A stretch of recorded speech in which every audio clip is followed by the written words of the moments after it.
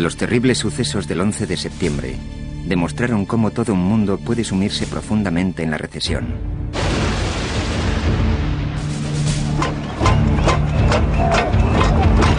El descalabro de la economía argentina ha despertado nuevos temores por los peligros de una economía globalizada.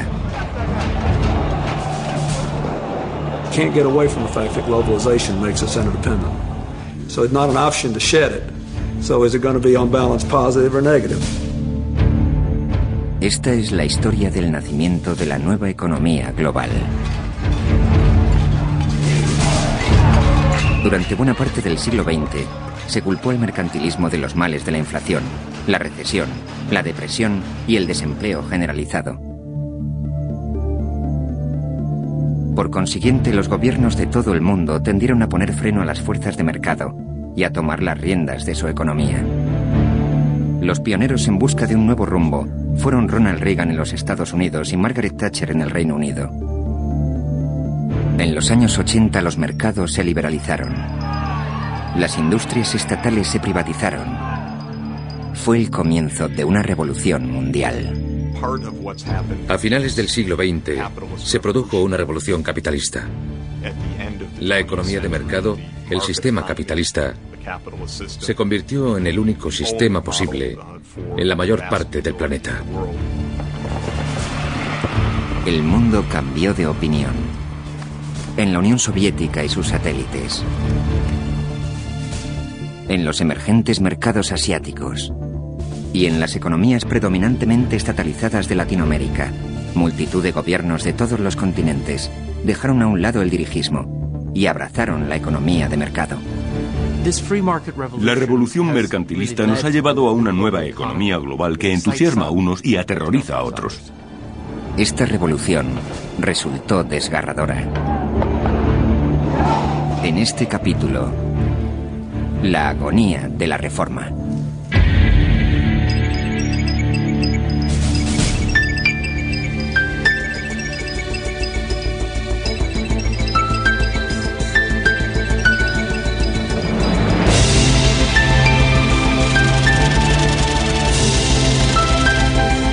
La batalla por la economía mundial.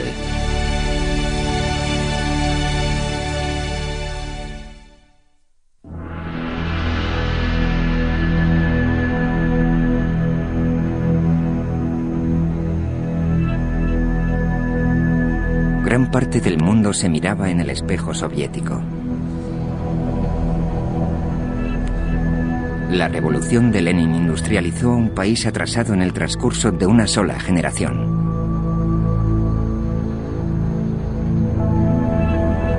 El sistema soviético, planificado inflexiblemente por el Estado, alumbró enormes complejos industriales como Norilsk.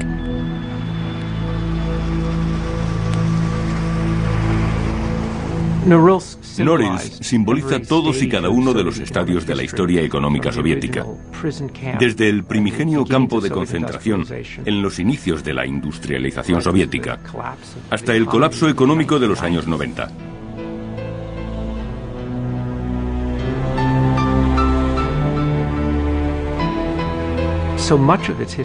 Gran parte de su historia está ligada a su condición de campo de prisioneros. Incluso a comienzos de los 50 trabajaban en sus minas y fábricas 100.000 presos políticos.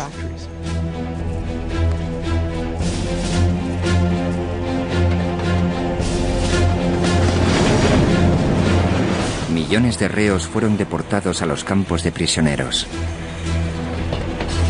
El crimen de leso estado cometido por Vasily Romanskin consistió en sacar de la biblioteca pública el libro que no debía. Después de celebrarse el juicio me enviaron a Norilsk. La vista duró unos 10 minutos. Mi mujer y yo nos despedimos.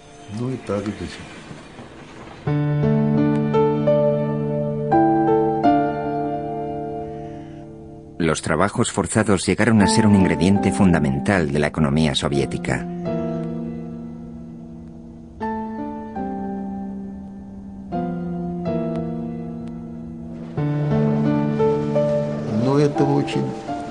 Cuando nos conducían hacia el Tajo, nos decían: atención, enemigos del pueblo. Un paso a la izquierda o a la derecha y os dispararemos sin previo aviso. Un escalofrío me recorría la espalda y pensaba, vosotros sois los enemigos del pueblo.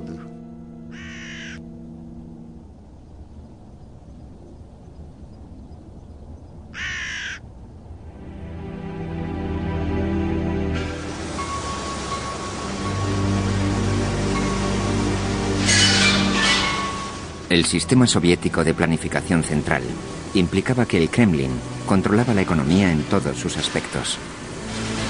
El objetivo consistía en desarrollar una URSS fuerte y autárquica.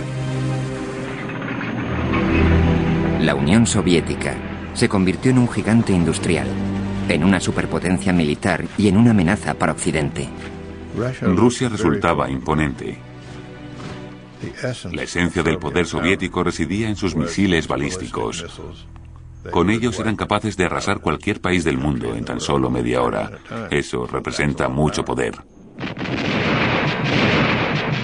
Communism was gaining the world over, gaining by its main methods, military threat from military might. Todos pensábamos que la URSS aún era una gran potencia económica, una gran potencia militar, una amenaza para la paz mundial dispuesta a extender su influencia a todo el mundo. El influjo soviético se desplegaba por toda la Europa del Este.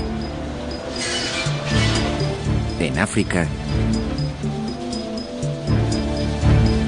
y Latinoamérica, el socialismo, la planificación, el control y la propiedad estatal se convirtieron en el Evangelio. En Asia, el supuesto éxito de la China comunista parecía marcar la pauta.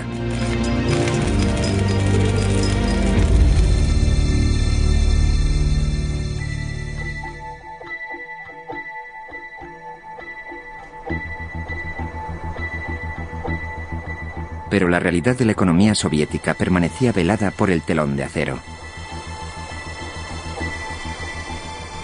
Campos de minas, alambre de espino, reflectores y torres de vigilancia aislaban al bloque comunista del mundo exterior.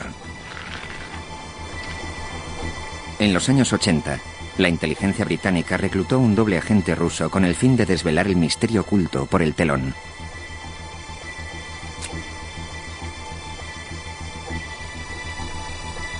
Sin embargo, la inteligencia soviética, el KGB, empezó a sospechar de él y le impuso un arresto domiciliario.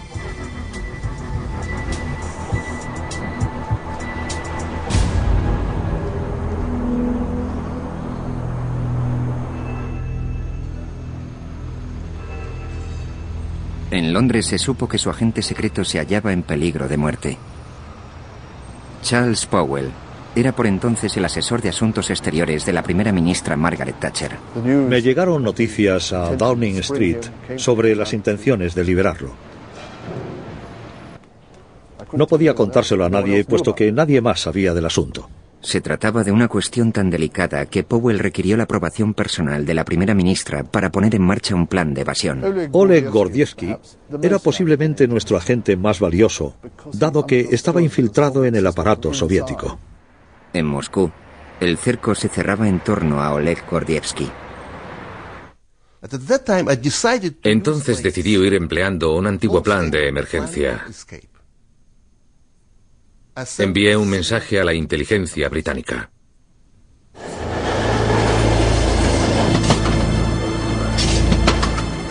Gordievsky burló a sus captores del KGB y huyó a un bosque cercano a la frontera finlandesa.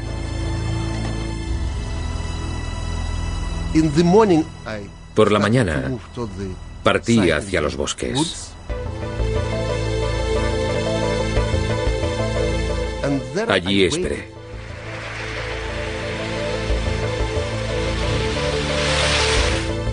Aguardé la llegada de un coche en el que viajaban dos británicos.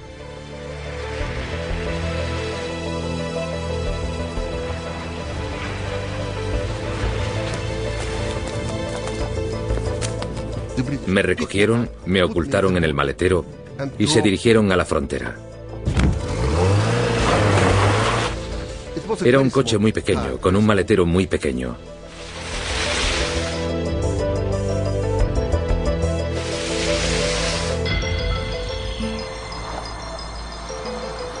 Empezamos a detenernos en el puesto fronterizo. Una parada, segunda parada, tercera parada.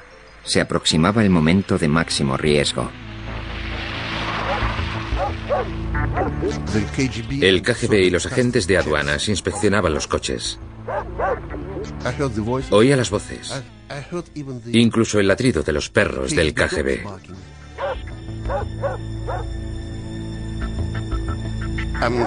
Y por fortuna, todo salió bien.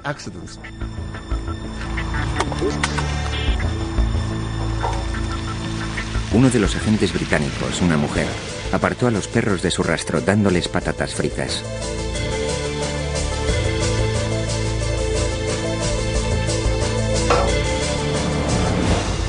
Tres días después, Gordievsky estaba en Londres dando parte de su misión.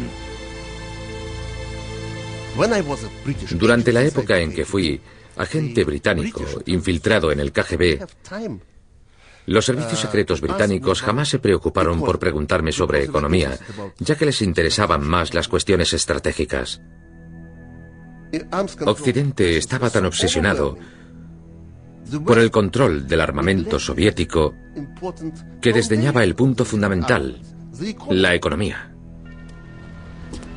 Gordievsky informó a sus superiores británicos sobre la presión a la que estaba sometida la URSS, puesto que consagraba más de un tercio de sus recursos económicos al gasto militar. El analista dijo, no puedo hacer constar una cantidad tan alta, ya que nadie lo creería. Más adelante, los economistas descubrieron que la URSS dedicaba la mitad de su presupuesto al ejército. Los informes de Gordievsky se pusieron a disposición del presidente Reagan y los Estados Unidos. Esto le permitió interpretar un papel muy destacado entre bastidores. Gracias a la información proporcionada por Gordievsky, los dirigentes occidentales supieron que el poderío militar soviético descansaba sobre una economía ruinosa. Los informes de la administración comunista aseguraban que la economía prosperaba. No era así. La economía había empezado a retroceder constantemente y el déficit solo podía paliarse con la subida del precio del crudo. El dinero excedente les permitía hablar de beneficios y así engañaban al mundo.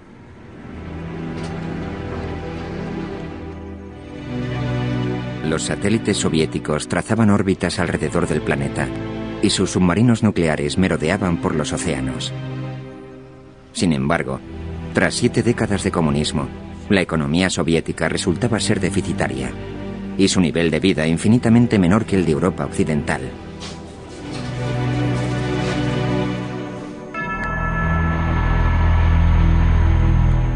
La economía soviética no era ni carne ni pescado. Ya había dejado de ser estalinista, pero tampoco era una economía de mercado.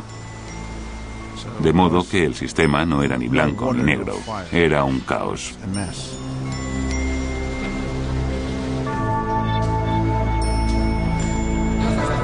Un joven e independiente economista, Grigori Yavlinsky, redactó un informe sobre la improductividad de los trabajadores de las minas estatales. La gente no quiere trabajar, la gente no tiene incentivos. Una economía en la que las personas no están motivadas no tiene futuro. Por tanto, se puede hacer dos cosas. Ponerles una pistola en la nuca, como en la época de Stalin, o bien proporcionarles un estímulo, ya que desean ofrecer algo mejor a sus familias, pero no pueden.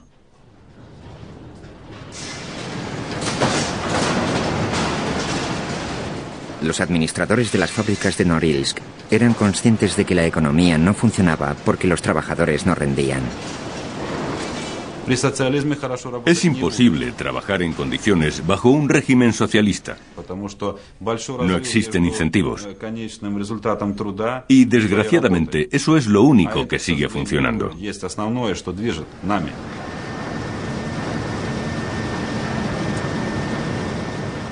La gente viene al trabajo y hace lo justo para cubrir el expediente. Se echa la siesta, lee el periódico, hace crucigramas. El Estado continúa pagándoles, el Estado se empobrece, la gente se corrompe, sobreviene la bancarrota. Y eso es lo que ocurrió, el colapso de un gran imperio.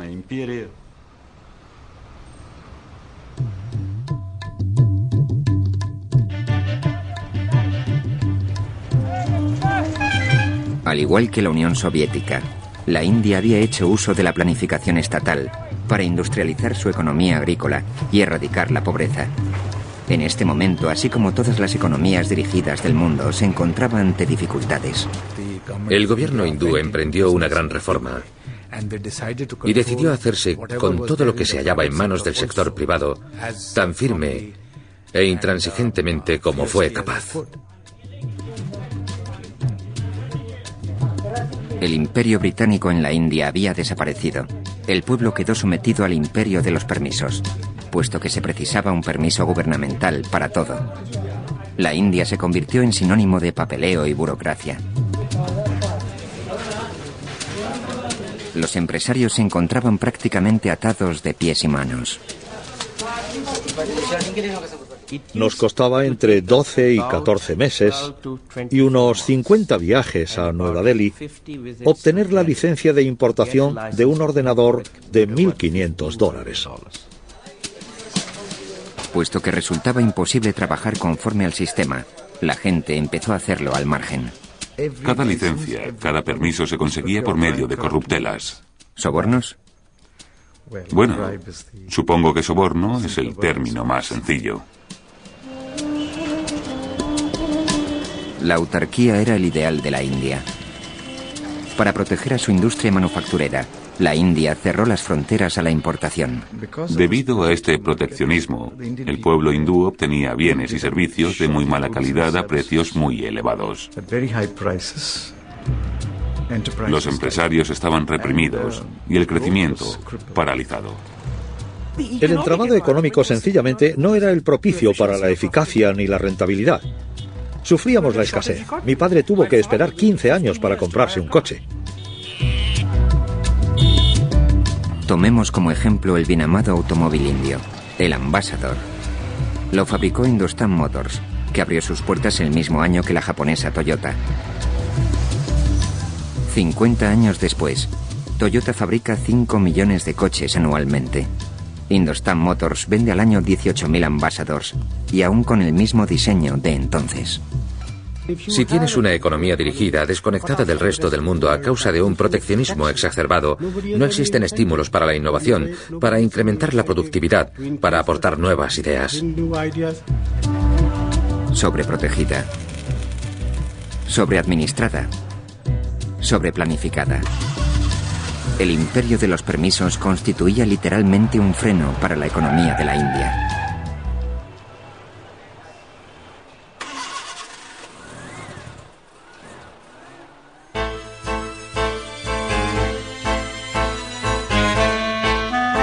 En Hispanoamérica, gobernantes radicalmente diferentes compartían el recelo de la India por la economía mundial. En los años 40 y 50, en Argentina, Juan Perón y su esposa Evita. En los 60, el carismático líder de la Cuba comunista Fidel Castro. En los 70, el presidente de Chile, el marxista Salvador Allende.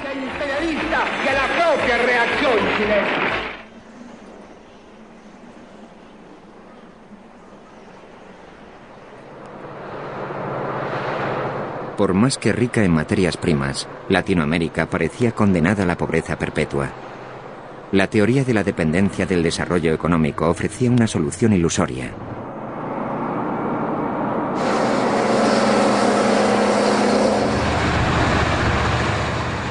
La teoría de la dependencia decía que si deseas obtener un alto crecimiento económico en tu país, lo que debes hacer es establecer barreras, aranceles que restrinjan el flujo de las importaciones, desarrollar y establecer tus propias industrias nacionales. Y si no lo haces, serás víctima del mercado internacional. La teoría resultaba muy atractiva. Te aseguraba el desarrollo autárquico y una mayor autosuficiencia. Pero lo cierto es que si te sustraes al flujo de la tecnología, de la investigación, del conocimiento, en lugar de avanzar, retrocedes.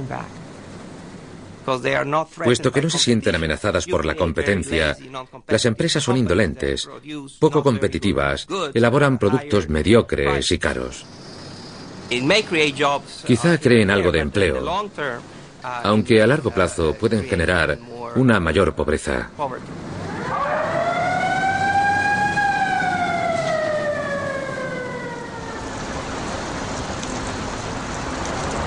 A comienzos de los años 70, la economía iberoamericana experimentaba dificultades. Chile eligió presidente al marxista Salvador Allende. Su solución no consistía en disminuir el intervencionismo estatal, sino en acrecentarlo. Las empresas se nacionalizaban o expropiaban. Se impuso un control sobre los precios.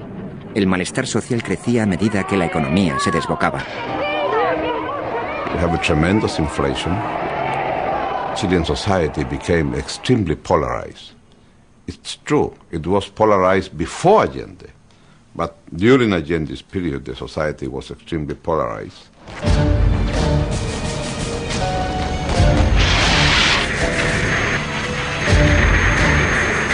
Todo acabó con un golpe militar. Las fuerzas aéreas bombardearon el Palacio Presidencial, donde Allende se encontraba atrapado.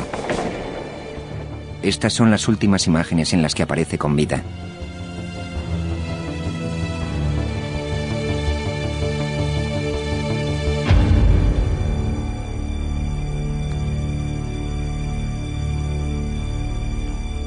Partidarios de Allende, dirigentes sindicales y estudiantes de izquierdas fueron confinados en el Estadio Nacional de Santiago de Chile. Miles de ellos desaparecieron.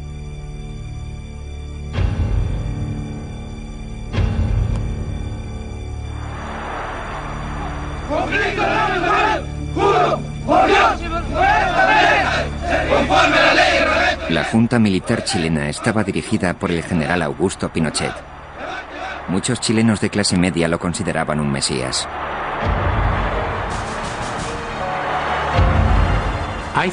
El plan de Pinochet solo servía para dirigir un ejército.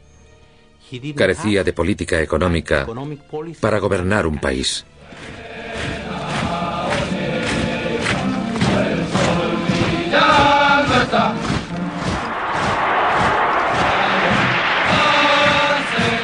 Después de un año o año y medio de gobierno de la Junta Militar, había aún una inflación inherente a la economía del 20% mensual, que no desaparecería a no ser que se acometiesen reformas estructurales. Uno de los cabecillas del golpe fue hablar con Pinochet, cara a cara. Porque usted ha sido mencionado como el Salvador de Chile, pero al paso que vamos va a ser el funeral de Chile. Entonces él tomó la decisión inmediatamente de que yo le presentara dentro de las 48 horas un plan de acción de manera que actuáramos rápidamente para corregir este error. Este plan de acción se llamó el Plan de Recuperación Económica. Los únicos que tenían un proyecto serio para salir de la crisis eran los componentes del grupo conocido como los Chicos de Chicago. Los Chicago Boys, o Chicos de Chicago, eran un grupo de economistas de la Pontificia Universidad Católica de Chile que había sido enviado a la Universidad de Chicago en un programa de intercambio estudiantil. Allí fueron adoctrinados en el credo de la Escuela de Chicago y su cuasi revolucionaria fe en el mercado libre. La característica principal de la Escuela de Chicago era una firme creencia en la necesidad de minimizar el papel del Estado y de afirmar el mercantilismo como medio de control de la economía. Profesores como Arnold Harberger y Milton Friedman aleccionaron a sus discípulos en la desconfianza por la planificación estatal y el control gubernamental. Cuando los chicos de Chicago regresaron a Chile, importaron un ideario que desafiaba frontalmente a la teoría de la dependencia. Este grupúsculo permaneció unido durante la época de Allende. Creo que se reunían todos los martes para almorzar y paulatinamente fueron redactando una especie de documento en el que exponían su programa de renovación de aquella economía, la forma en que debía reformarse, las medidas necesarias para salir del estancamiento en que se encontraba. La cultural en Roma, de Chile, por la idiosincrasia de las Fuerzas Armadas, ellos eran más partidarios de el gobierno ordena lo que hay que hacer y la gente obedece las órdenes y se hacen las cosas y se hacen en la forma más eficiente posible.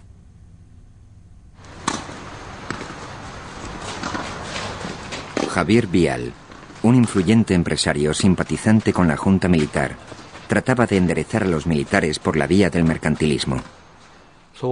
Así que llamé a Milton Friedman y lo invité a visitar Chile.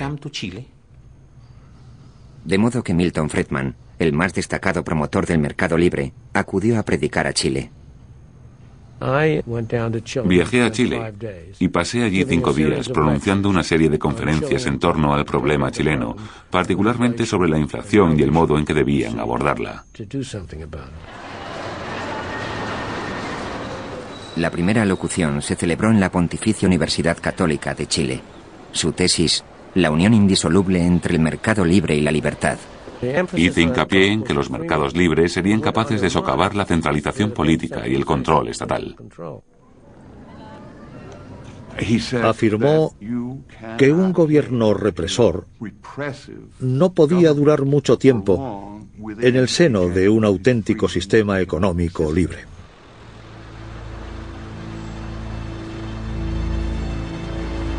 Sin embargo, Friedman también fue invitado a visitar la lúgubre sede del gobierno de Pinochet.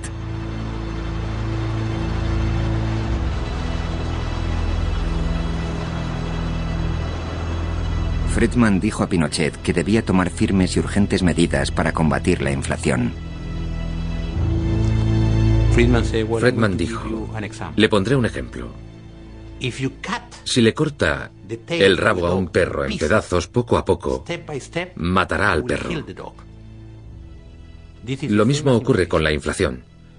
Debe cortarla de una vez y el país empezará a marchar. La presencia de Milton posiblemente contribuyó a respaldar a quienes insistían en adoptar una política económica más eficiente.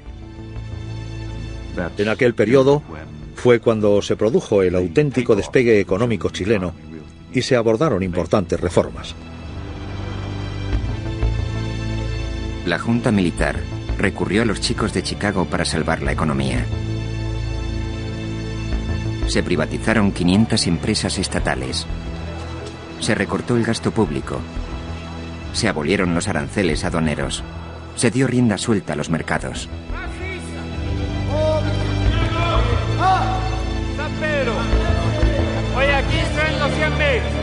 En vez de sustituir las importaciones, lo que nosotros queríamos era abrir la economía, terminar con los controles de precios artificiales. Fue el primer caso de una economía que, dirigiéndose hacia el comunismo, invertía esta tendencia en favor del mercado libre. Los más pobres sufrieron lo indecible. El coste de la vida se puso por las nubes. Las diferencias entre ricos y pobres se acrecentaron. Y así se quedaron. Acometieron un gran proceso de reforma económica sin reparar en lo que pudiese sucederle al pueblo. Y llegamos a un punto en que alcanzamos una tasa de desempleo del 30%. Según los chicos de Chicago, los resultados merecían el sacrificio. El crecimiento económico chileno llegó a ser el más rápido de Latinoamérica. Iniciaron un proceso de liberalización de los mercados y de apertura de la economía. Y su mérito reside en haber sido los pioneros de una tendencia mundial, lo que fue beneficioso para Chile. ¿Pero a qué precio? A un precio muy alto, muy alto, créame, a un altísimo coste humano.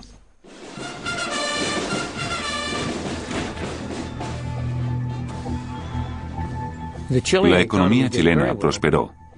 Sin embargo, lo más importante es que al final, la junta militar dio paso a una sociedad democrática. La economía de libre mercado les abrió el camino hacia una sociedad libre.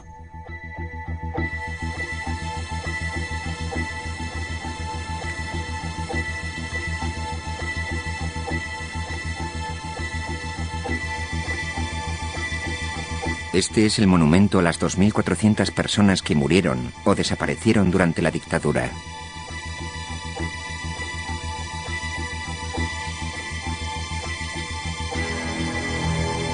La brutalidad del régimen pinochetista no condujo al entusiasmo por la reforma en el resto de Iberoamérica.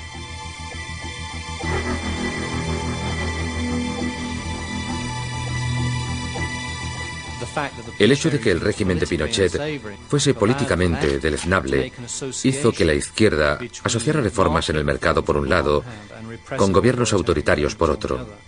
Y esta relación produjo daños terribles.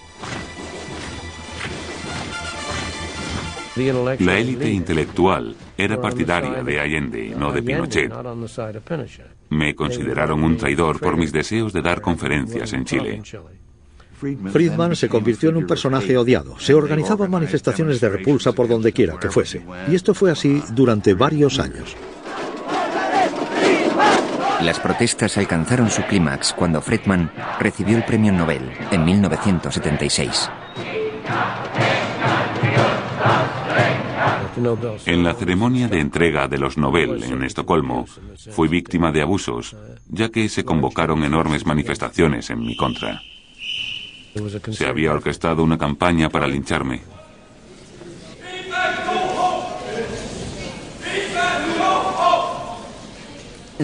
Para mucha gente, las reformas chilenas se vieron mancilladas por la casta política del régimen que respaldaba la causa del mercantilismo. Esto provocó que muchos países se mostrasen impermeables a la idea de las reformas del mercado, lo que de otro modo no habría sucedido.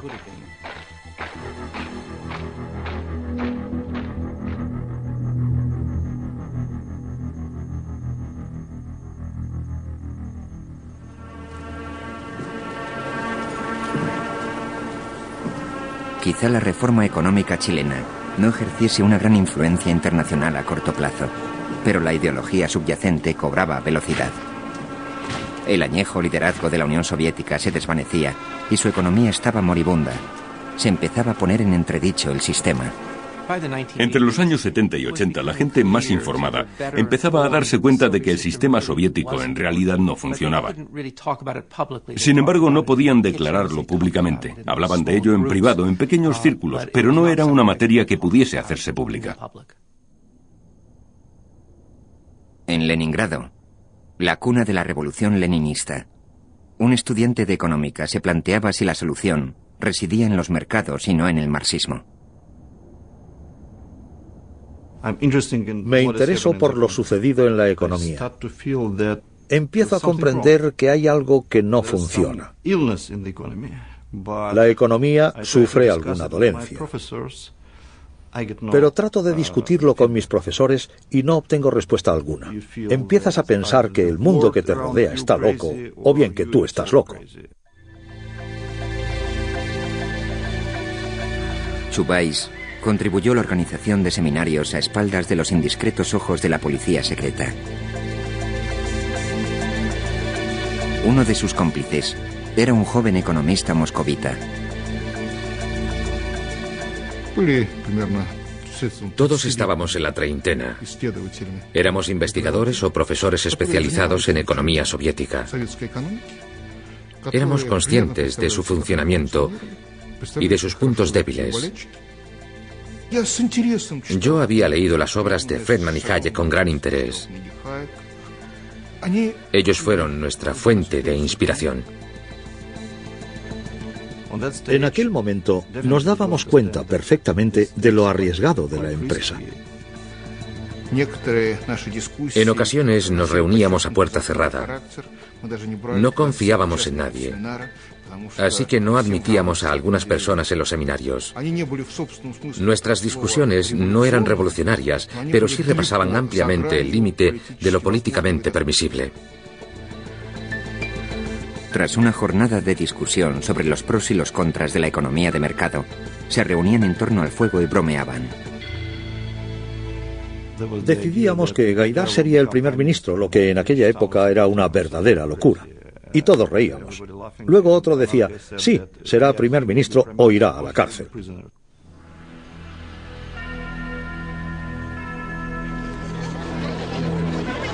Pero en 1985 no eran solamente los estudiantes de económicas quienes se preguntaban qué estaba fallando. Cuando Mikhail Gorbachev se alzó con el liderazgo de la URSS, estaba consternado por el declive económico. Должны были создать комиссию для того, чтобы она решила проблему женских колготок. Обеспечить женщин колготками. Вы представляете, страна, которая самолеты, космос, спутники летают, все могла сделать, такую оборону создала и не могла решить проблему колготок женских. Куда же дальше ехать уже? Зубной пасты нет, стирального порошка нет, того самых простых вещей для жизни людей. Это невероятно. Стыдно просто было работать в таком правительстве. Mikhail Gorbachev era el hombre que la Unión Soviética estaba esperando. Un nuevo líder joven y dinámico dispuesto a reformar el sistema. Sin embargo, aquel sistema llevaba 15 años basándose únicamente en el precio del petróleo. Y justo después de su nombramiento, el precio del barril cayó en picado. Esto condujo a la intensificación de los problemas económicos que afrontaba a la URSS. El intento de Gorbachev de reestructurar la economía se dio en llamar perestroika. Перестройка – это были реформы со ставкой на эволюционные перемены, политические перемены, создание инфраструктуры для рыночного хозяйства, создание базы. Но поколение не было связано никогда ничем и никак с рынком. Так же не бывает, что сегодня объявили рынок, а завтра он будет. Нет. В основном я говорил, что это проблема целого поколения, пока мы перейдем. Gorbachev empezó a permitir la existencia de un cierto número de empresas privadas, pero resultó ser un proceso muy irregular. Acabó por eliminar muchos sistemas de control y planificación estatal, pero no los reemplazó por otros mecanismos. Gorbachev se enfrentaba a una creciente presión occidental. El presidente de los Estados Unidos creía en la filosofía económica de Milton Friedman y la Escuela de Chicago.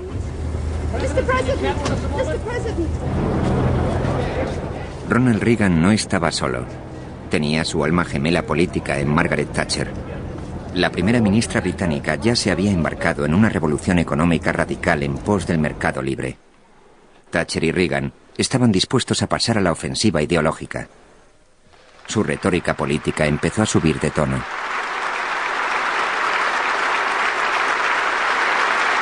Thank you very much. What I'm describing now is a plan and a hope for the long term. The march of freedom and democracy which will leave Marxism, Leninism on the ash heap of history as it has left other tyrannies which stifle the freedom and muzzle the self-expression of the people. Up to that time, the whole doctrine had been one of contained communism. That wasn't enough for Ronald Reagan. And we thought we should make it quite clear to communism that it could and would never win, and that we would go and fight the battle of ideas between what the free world had to offer compared with the dictatorship and tyranny and cruelty of communism. Desde la primera visita de Gorbachev al Reino Unido, Margaret Thatcher jamás dejó pasar una sola oportunidad para recalcarle los males y la ineficacia del comunismo y su sistema de planificación central. Hablando con Gorbachev, Thatcher le dijo: Mijail, ¿te das cuenta de cómo está organizada vuestra economía? Centralizada, completamente dirigida por el Kremlin. Fíjate en el Reino Unido y en Occidente. Tenemos una economía de mercado y funciona por sí misma. No tenemos por qué decir a las industrias lo que deben hacer. No nos inmiscuimos en absoluto. Mi trabajo comparado con el tuyo es mucho más sencillo. Disfrutarías mucho más de tu puesto de secretario general de la URSS si tuvieras una economía de libre mercado.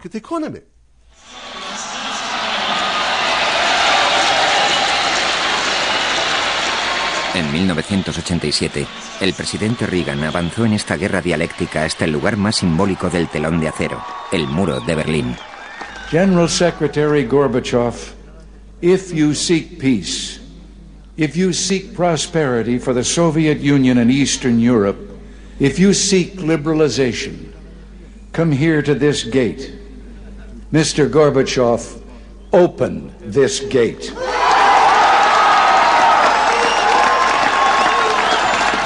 Mr. Gorbachev, tear down this wall.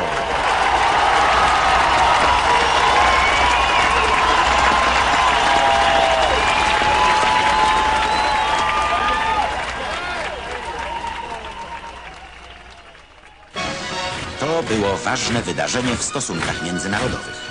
Po raz pierwszy złożył wizytę w Polsce szef... Margaret Thatcher llevó el mensaje del mercado libre a Polonia en 1988.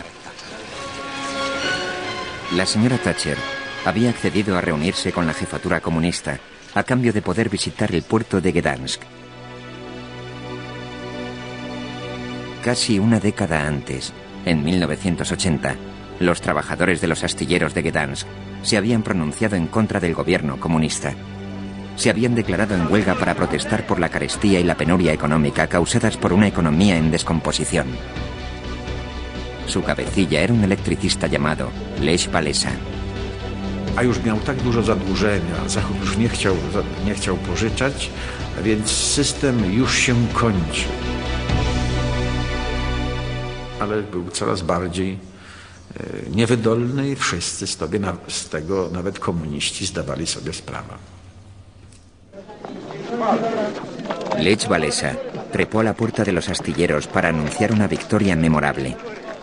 Los obreros habían forzado al gobierno a reconocer al sindicato independiente Solidaridad. Mamy wreszcie obok tych związków niezależne, samorządne związki zawodowe. Mamy prawo do strajku.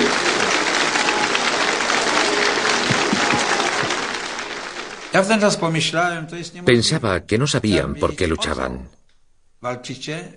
Creía que solo lo hacían por un aumento de sueldo.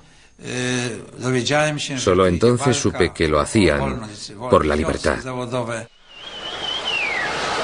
10 millones de polacos se afiliaron a Solidaridad. Bajo el liderazgo de Walesa, Solidaridad se convirtió en el principal opositor al comunismo.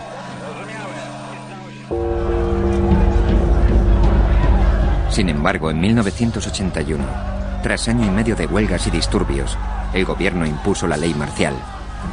A Walesa le fue impuesto un arresto domiciliario. Cuando Thatcher visitó Polonia en 1988, exigió al gobierno socialista que le permitiera entrevistarse con Lech Walesa. Pani Thatcher nie odmawiano się. Nikt nie odmawiał, a więc zauważenie nas, wymuszenie spotkania ze mną i innymi, no to była bardzo ważna rzecz.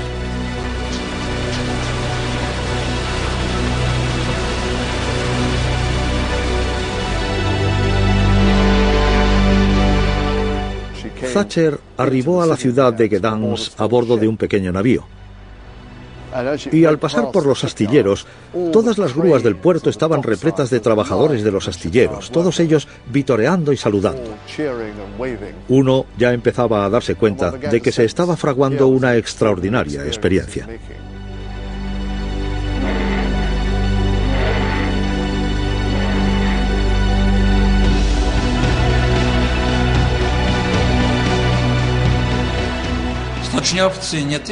Los trabajadores de los astilleros se subieron no solo sobre la entrada, sino sobre los tejados por todo el astillero. Es una mujer severa que conquistó los corazones del pueblo de Gdansk.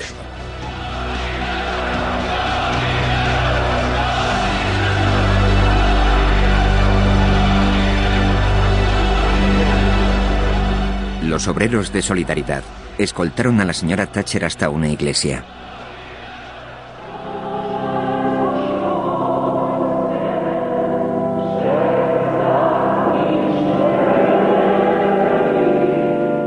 Una gran multitud coreaba el himno de Solidaridad, un himno evocador.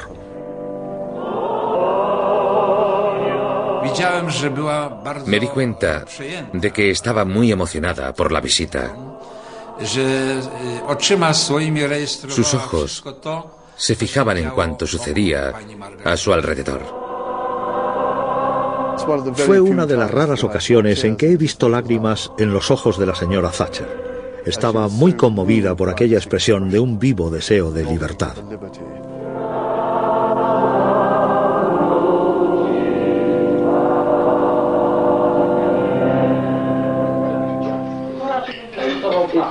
En casa del párroco de Walesa, Margaret Thatcher se reunió con los dirigentes de Solidaridad.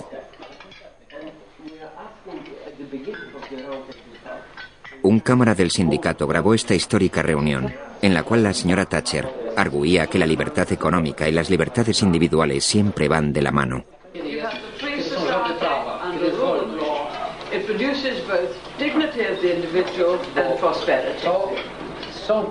Pese a que sus palabras sonaban muy autoritarias y entrometidas, creo que estaban auténticamente agradecidos.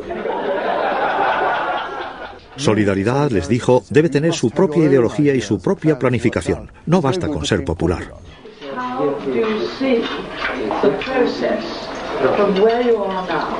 To where you want to be.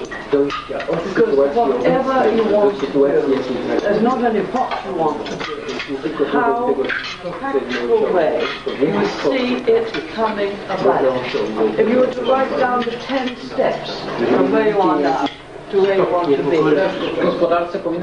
En un momento dado, Thatcher preguntó a Walesa, ¿cómo hacen llegar sus ideas al gobierno polaco? Él se rió, apuntó al techo y dijo, no hay problema, están escuchando esta conversación.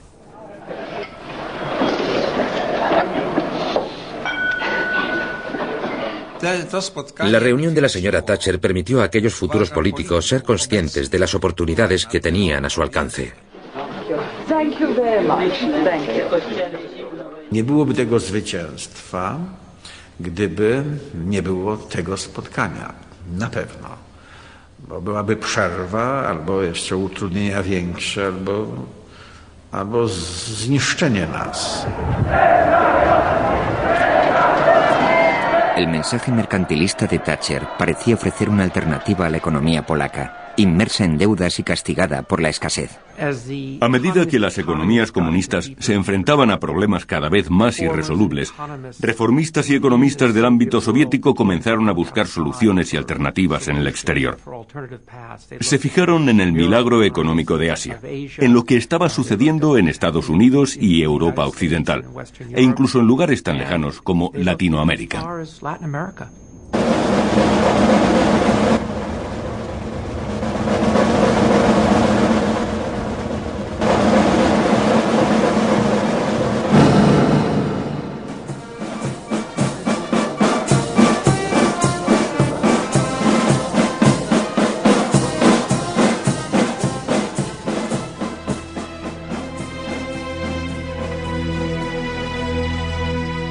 Bolivia, uno de los países más pobres de Hispanoamérica, y con un historial de 189 golpes militares, era asimismo uno de los más inestables.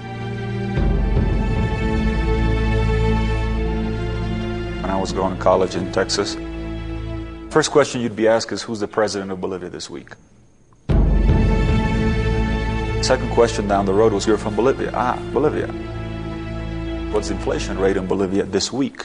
Because we had galloping hyperinflation that destroyed our economic base. We found that Bolivia was the 7th highest inflation in the history of man. El 23.500%. Los precios subían a cada hora.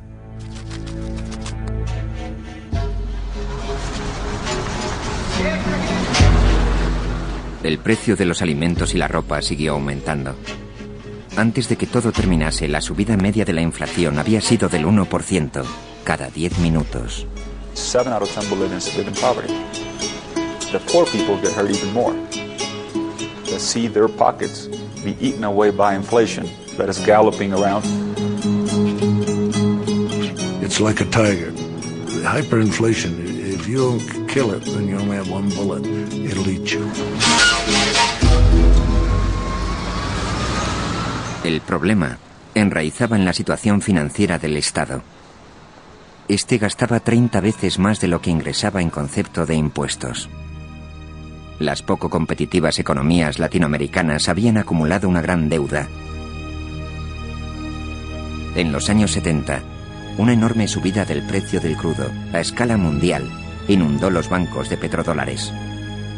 Los bancos internacionales se encontraron con miles de millones de dólares y sin nadie a quien prestárselos. Descubrieron Latinoamérica. We were offered unreasonable amounts of money. These banks, who are very unwise in their lending policy, came to the happy conclusion that countries don't go broke. It's true, but sometimes they don't pay. ¿Y qué ocurrió? Llegó un momento en que estos países ya no pudieron cancelar sus deudas.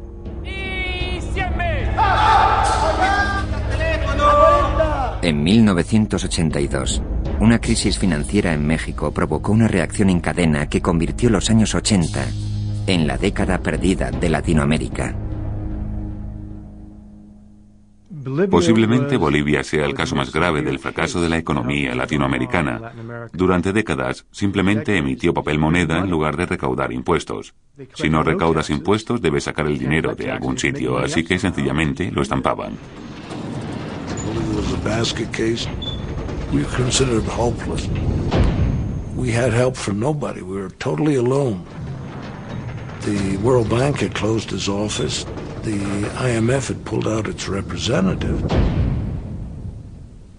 And the American government and other friendly nations wouldn't answer the telephones.